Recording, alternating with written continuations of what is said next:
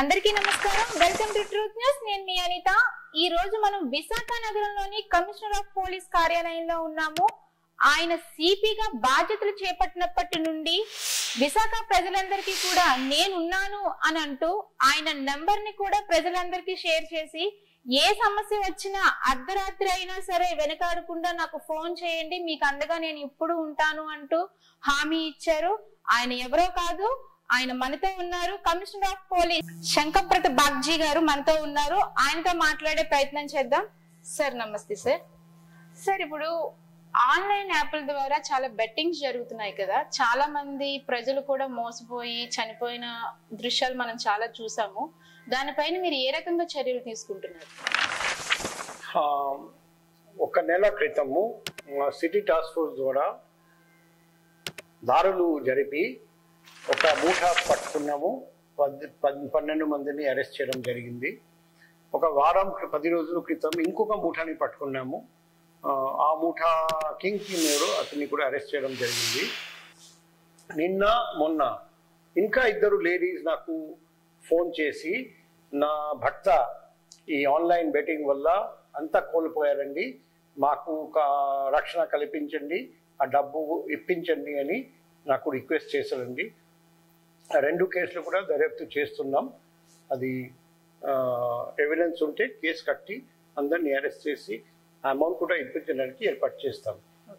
నేను నా personal contact number అందరికీ ఇచ్చాము, 7995095799. ప్రజలందరికీ విన్నపం చేస్తున్నాం, మీరు మోసపోతే ఆన్లైన్ బెట్టింగ్ ద్వారా, లేకపోతే మీకు తెలిసిన వాళ్ళు ఎవరైనా మోసపోతే దయచేసి మాకు తెలియజేయండి, ఆ ఇన్ఫర్మేషన్ షేర్ చేయండి. మేము ఖచ్చితంగా మీకు న్యాయం చేస్తాం. బెట్టింగ్ చేస్తున్న బుకీస్ వాళ్ళు మన భారతదేశంలో ఏ ప్రాంతంలో ఉన్నా పట్టుకొని వస్తాం. సిటీలోని సీసీ కెమెరాలు ఎలా పనిచేస్తున్నాయి సార్? ఇప్పుడు నేను వచ్చిన తర్వాత చూస్తే చాలా చోట్ల సీసీటీవీస్ పనిచేయట్లేదు. నేను వచ్చిన తర్వాత పోలీస్ ఇనిషియేటివ్తో దాదాపు 11,000 సీసీటీవీస్ ఏర్పాటు చేయడం జరిగింది. ప్రతిరోజు ఎన్ని సీసీటీవీస్ లాస్ట్ 24 అవర్స్లో పెట్టారని మేము డైలీ సిచ్యువేషన్ రిపోర్ట్ తీసుకుంటున్నాం. మన లక్ష్యం మన నగరంలో మనిషి ఉన్న ప్రాంతం ప్రతి ఇంచ్ సీసీటీవీ ద్వారా కవరేజ్ ఉండాలి. ఎందుకంటే అప్పుడు నేరాలు ఒకవైపు అరికట్టడం, మరోవైపు ఎక్కడైనా నేరాలు జరిగితే నేరస్తులు ఎవరు గుర్తించడం, 2 పనులు మనం చేసుకోవచ్చు. దానివల్ల నేరాల సంఖ్య బాగా తగ్గిపోతుంది. ఓకే, డ్రోన్ పోలీస్ అన్నది ఎంతవరకు వచ్చిందా, అసలు స్టార్ట్ చేశారా? ఆల్రెడీ మేము డ్రోన్ పోలీస్ స్టార్ట్ చేసాము. ఇప్పుడు వరకు 6 డ్రోన్స్ మేము కొన్నాము, ఏర్పాటు చేసాము. ఇంకా నెక్స్ట్ 1-2 మంత్స్లో మా టార్గెట్ వచ్చేసి ప్రతి పోలీస్ స్టేషన్ కనీసం 2 డ్రోన్స్ ఉండాలి. తర్వాత ఇంకా డ్రోన్స్ తీసుకుందాం. ఎందుకంటే మనిషి ఎక్కడికి వెళ్ళలేరండి, అక్కడ డ్రోన్స్ వెళ్తాయి. అక్కడికి వెళ్ళి తర్వాత ఒకవైపు అందులో సైరన్ ఉంటుంది కాబట్టి నేరాలు అరికట్టడం, పబ్లిక్ అడ్రస్ సిస్టమ్ ఉంటుంది కాబట్టి దాని ద్వారా మేము అనౌన్స్మెంట్ కూడా చేసుకోవచ్చు. బందోబస్తులో పనికి వస్తుంది, ట్రాఫిక్ రెగ్యులేషన్లో పనికి వస్తుంది. తర్వాత నైట్ విషన్ డివైస్ ఉంది కాబట్టి ఎక్కడైనా అసాంఘిక కార్యకలాపాలు జరుగుతూ ఉంటే, గాంజాయి సేవించడం, ఓపెన్గా మందు త్రాగడం, ఆడవాళ్ళను వేధించడం, ప్యాకెట్ ఆడడం, లేకపోతే ఎక్కడైనా దొంగతనం చేయడానికి వెళ్తున్నారండి, చైన్ స్నాచింగ్, ఏదైనా తప్పుడు పని పబ్లిక్గా చేస్తూ ఉంటే ఆ డ్రోన్ వల్ల మనం ఇమీడియట్గా గుర్తించి ముద్దాయిని కూడా పట్టుకోవచ్చు. కాబట్టి ఈ డ్రోన్ పోలీసింగ్ ఇప్పుడు మొదలైంది. మొత్తం విశాఖ నగరం అంతా మేము వ్యాపిస్తాం, అది మనం ఎక్స్టెండ్ చేస్తాం. దానివల్ల ఖచ్చితంగా మంచి ఫలితాలు వస్తాయి. ఇప్పుడు సిపిగా మీరు నెంబర్ షేర్ చేశారు కదా, మీ పరిధిలోకి వచ్చిన కేసుని ఆ స్టేషన్కి అప్పగించినప్పుడు అక్కడ న్యాయం జరుగుతుందా ప్రజలకి? ఇప్పుడు కొన్ని కేసులు ప్రజలు పోలీస్ స్టేషన్కి వెళ్ళకుండా నేరుగా నాకే కాల్ చేస్తారండి. కొన్ని కేసులు మేము ఇక్కడ సిటీ టాస్క్ ఫోర్స్ ద్వారా లేకపోతే పోలీస్ కంట్రోల్ రూమ్ ద్వారా పరిష్కారం చేస్తాం. కొన్ని కేసులు మేము పోలీస్ స్టేషన్కి అప్పగిస్తాం. పోలీస్ స్టేషన్ అప్పగించినా కూడా న్యాయం జరగకపోతే ఆ కన్సర్న్డ్ పోలీస్ వాళ్ళు సరిగ్గా స్పందించకపోతే ఆ కంప్లైనెంట్ మళ్ళీ నా దగ్గరికి వస్తారండి. ఆ పోలీస్ స్టేషన్ నుండి నాకు కాల్ వస్తుంది, మీరు పంపించినా కూడా మాకు ఇక్కడ న్యాయం జరగట్లేదు. అప్పుడు మేము మళ్ళీ వేరే పోలీస్ స్టేషన్కి పంపడం లేకపోతే వేరే ఆఫీసర్కి అప్పచెప్పడం. ఎలా చేస్తే ఆ ఫిర్యాదు ఎవరు చేశారండి అతనికి న్యాయం జరిగేలా మేము చర్య తీసుకుంటాం. ఓకే, సిటీలో ట్రాఫిక్ చాలా ఎక్కువగా ఉంది కదా, దీన్ని నియంత్రించడానికి మీరు ఏ చర్యలు చేపడుతున్నారు? ఇప్పుడు ఒకవైపు ట్రాఫిక్ యాక్సిడెంట్ తగ్గించడం అది చాలా ముఖ్యం. ఆల్రెడీ నేను వచ్చిన తర్వాత యాక్సిడెంట్ తగ్గాయి, ఇంజురీస్ బాగా తగ్గాయి. ఈరోజు నేను అపోలో హాస్పిటల్కి వెళ్ళాము. అక్కడ కూడా వాళ్ళు చెప్తున్నారు, సార్ మీరు వచ్చిన తర్వాత యాక్సిడెంట్ సంఖ్య బాగా తగ్గిపోయినాయి, మాకు రోడ్ ట్రాఫిక్ యాక్సిడెంట్లో ట్రామా కేసెస్, ఇంజురీ కేసెస్ బాగా తక్కువ వస్తున్నాయి. అంటే నేను చెప్పాల్సిన పని లేదు, ఆ హాస్పిటల్లో ఎక్కడెక్కడ ఎమర్జెన్సీ ట్రామా కేర్ జరుగుతాయి అటువంటి హాస్పిటల్ వైజాగ్లో అక్కడ చెక్ చేస్తే తెలిసిపోతుంది. లాస్ట్ 8-9 monthsలో యాక్సిడెంట్ సంఖ్య తగ్గిపోయినాయి, ఇంజురీస్ సంఖ్య తగ్గిపోయినాయి. మరోవైపు ట్రాఫిక్ రెగ్యులేషన్ అది సరిగ్గా చేయాలంటే AI driven traffic management plan చాలా ముఖ్యం. ఆల్రెడీ 9 కంపెనీస్ ముందుకు వచ్చి పైలట్ ప్రాజెక్ట్ చేశారండి. ఇప్పుడు మేము DPR తయారు చేసి రమ్మని చెప్పాము. త్వరలో వాళ్ళు ముందుకు వస్తారండి. ఆ తర్వాత మీటింగ్ పెట్టుకొని అందులో బెస్ట్ కంపెనీ సెలెక్ట్ చేసి phase wise artificial intelligence driven traffic management plan మన సిటీలో ఇంప్లిమెంటేషన్ మొదలు పెడతాం. దానివల్ల ఖచ్చితంగా మన సిటీ ట్రాఫిక్ మేనేజ్మెంట్లో పెను మార్పు అందరికీ కనిపిస్తుంది. ఇప్పుడు ట్రాఫిక్ సిగ్నల్స్ దగ్గర చూసుకుంటే బెగ్గింగ్ మాఫియా అన్నది చాలా ఎక్కువైపోయింది. సో దీన్ని మీరు ఎలా అరికడతారు? ఇప్పుడు ఆల్రెడీ సర్వే చేయడం జరిగింది. సర్వే చేస్తే 324 మంది అలా ఉన్నారని తెలిసింది. ఇప్పుడు మా లక్ష్యం వచ్చేసి బేగర్ ఫ్రీ వైజాగ్ కాదు, బేగింగ్ ఫ్రీ వైజాగ్. అంటే బేగర్స్కి మర్యాద పూర్వకంగా బతకడానికి వాళ్ళకు కూడా హక్కు ఉంది. సో అందులో ఈ 324 బిచ్చం అడిగేవాళ్ళు అందులో చూస్తే 45 గుడికి ఒక స్పెసిఫిక్ డిమాండ్ ఉంది. వాళ్ళు ఏం అంటున్నారంటే మాకు నేర్పించండి, మాకు మార్గం చూపెట్టండి, మేము మర్యాదపూర్వకంగా సంపాదిస్తాం. సో ఫస్ట్ 45 గుడికి నెక్స్ట్ 1 month టార్గెట్ పెట్టుకున్నాము. స్కిల్లింగ్ చేయడం, వాళ్ళకు ఎటువంటి బిజినెస్ కావాలి అటువంటి బిజినెస్లో ఉపాధి కల్పించడం, అలా చేసి ఆ 45 గుడి ద్వారా మనం ప్రోగ్రామ్ మొదలు పెట్టుకున్నాం.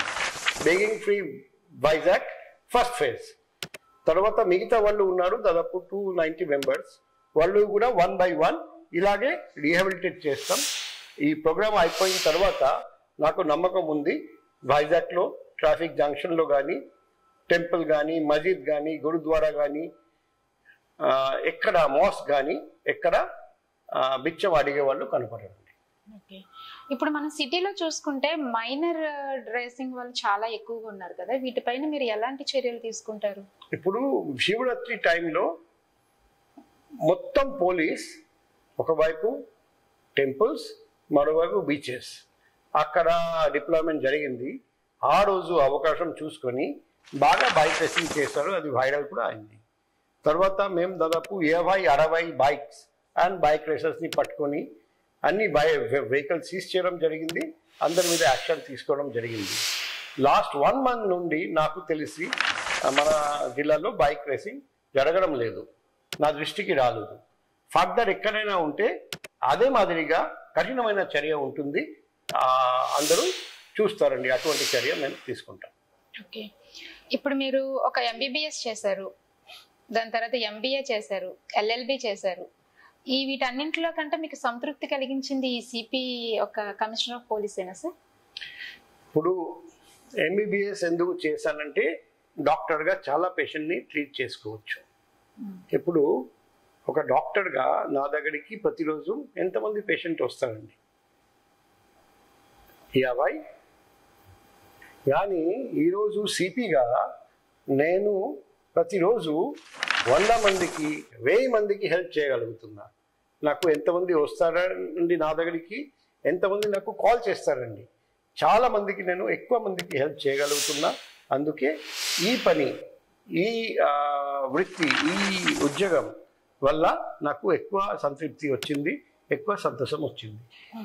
ఓకే, అయితే ఇప్పుడు రౌడీ షీటర్స్ కానీ, గంజాయి బ్యాచ్ కానీ, రాజకీయ నాయకులు కానీ, వీళ్ళందరికంటే పోలీసు వాళ్ళు కూడా మిమ్మల్ని చూసి భయపడుతున్నారు సార్. దీనికి మీ సమాధానం? ఇప్పుడు తప్పు చేస్తే భయపడాలి, నిజాయితీగా పనిచేస్తే, మనస్సాక్షిగా పనిచేస్తే భయపడాల్సిన పని లేదు. మనం అందరం గుర్తుపెట్టుకోవాలి, పరిత్రాణ సాధునం వినాశాయ చదుష్కృతం. మంచి పని చేస్తున్నా అందరికీ మనం రక్షణ కల్పించాలి. దాన్ని ఎవరైనా తప్పుడు పని చేస్తే మనం అటువంటి వ్యక్తికి రక్షణ కల్పిస్తే 10 మంది వాళ్ళను చూసి అదే పని నేర్చుకుంటారు. కాబట్టి మన సమాజంలో అందరూ బాగుపడాలని అంటే మంచి వాళ్ళకు మనం ప్రోత్సహించాలి, మంచి పని చేస్తున్న వాళ్ళకు ప్రోత్సహించాలి, వాళ్ళకు రక్షణ కల్పించాలి. ఎవరెవరు అవినీతి పనులు చేస్తున్నారు, తప్పుడు పనులు చేస్తున్నారు, వాళ్లకు ఖచ్చితంగా శిక్షణ రావాలి. అప్పుడే మన సమాజంలో, మన దేశంలో, మన రాష్ట్రంలో, మన నగరంలో ఇంకా ఎక్కువ మంచి పనులు జరుగుతాయి, ఇంకా ఎక్కువ మంది మంచి పని చేయడానికి ముందుకు వస్తారని నేను అనుకుంటున్నాను. ఓకే, ఇప్పుడు మన హిజ్రా కేసు చూస్తే దీపు అన్న ఒక అమ్మాయిని హత్య చేసి చంపేశారు కదా సార్, వాళ్ళకి మీరు ఏం హామీ ఇస్తారు? అంటే అది మన జిల్లాలో జరగలేదు, అది అనకాపల్లి జిల్లాలో జరిగింది కాబట్టి, వేరే జిల్లాలో జరిగింది కాబట్టి మాతో సంబంధం లేదు. మా జిల్లాలో ఏదైనా జరిగితే అది నేను సమాధానం చెప్పగలను. ఓకే సార్, అయితే మీరు విశాఖ జిల్లాలో ఉన్న లేడీస్ అందరికి ఏం చెప్పాలనుకుంటున్నారు? ఇప్పుడు లేడీస్ మీద దాడులు లాస్ట్ 6 months లో చూడండి, మా విశాఖ జిల్లాలో ఎక్కడ జరగడం లేదు. ఆ కారణం చాలా మందికి తెలియదు. ప్రతిరోజు ఏ లేడీ ఎటువంటి అసురక్ష భావం ఉంటే వెంటనే నాకు కాల్ చేస్తున్నారండి. ఒక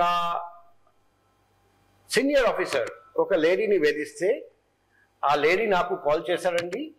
నేను ఆల్రెడీ కేసు కట్టాను, అతన్ని అరెస్ట్ చేయడానికి మనిషి కూడా పంపడం జరిగింది, మా ఫోర్స్ కూడా పంపడం జరిగింది.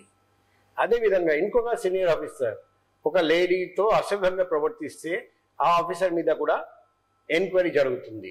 ఎందుకంటే లేడీస్ అంటే బయట చెప్పడం అంటే వాళ్ళు అనుకుంటారు మా సమాజంలో మా మర్యాద పోతుంది. కానీ సిపి గారికి డైరెక్ట్గా కాల్ చేసి ప్రాబ్లం చెప్పడానికి ఎవరు హెజిటేట్ చేయట్లేదు.